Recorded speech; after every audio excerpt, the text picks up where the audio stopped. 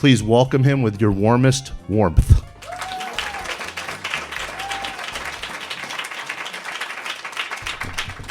Thank you, Harry. Oh, let me lower this. I'm much shorter. Okay, here we go. Okay, that's about the right height. So I'm going to read to you from a in-progress story. I haven't finished it yet. I apologize. I feel like a sham reading an in-progress story. The story is called The Custody of the Eyes, and this is about halfway through it. She thought of Sister Teresa constantly. She thought about God, too, but that was in terms of Sister Teresa. She was thinking of the symposium, which she'd been made to read at college. In that dialogue, Socrates had spoken of the priestess Diotima, who had coached him in the ways of love. Diotima had told Socrates that we begin by loving particularly, and that we then learn to love generally. That love for a single person makes possible love for all people, which makes possible love for God. This was, at least, how Sister Mary remembered it.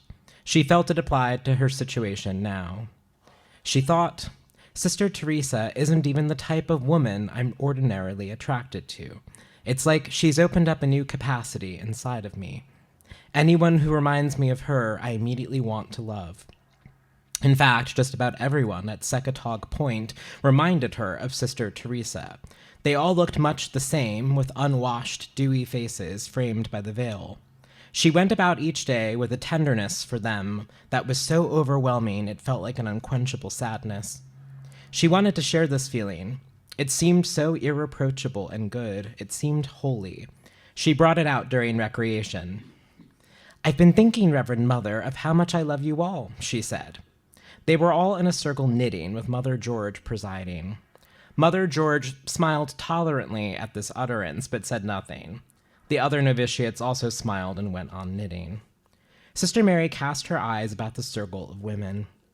How beautiful that is, Sister Angelica, she said, nodding to a length of ribbed wool on the novitiate's lap beside her. You're nervy, Sister Mary. Calm yourself, said Mother George. It just occurs to me, Mother, how I'm beginning to understand, for the first time, what it meant, God taking the form of a man. I can see a trace of God in each of you. Profound emotions are best suffered in silence, Sister. Sister Mary bit her lip, then crossed her knitting needles as if she meant to use them. She lowered her eyes to the peaked fabric at her knees, but just as soon lifted them again and gazed across the circle. She watched Sister Teresa, who was engrossed in her knitting, with her elbows flared outward and her feet tapping time. One of her nostrils was swollen and red with a pimple. Sister Mary became unaccountably sad as she regarded the pimple. It suggested to her jealous imagination all the little privacies and particularities belonging to Sister Teresa's body from which she, Sister Mary, was excluded.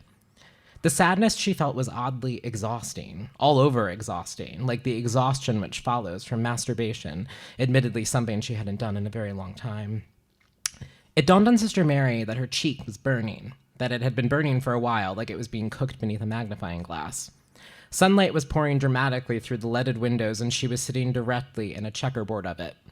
She twisted her body away from the light, and in doing so, locked eyes with Mother George, who had been watching her. Mother George's eyes were pillowy and lashless. They were filmy, like a fish's eyes. The sun struck a painful, winking glare off of Mother George's cross, and the two of them broke off their communion. Sister Mary, said Mother George, keep your eyes to yourself.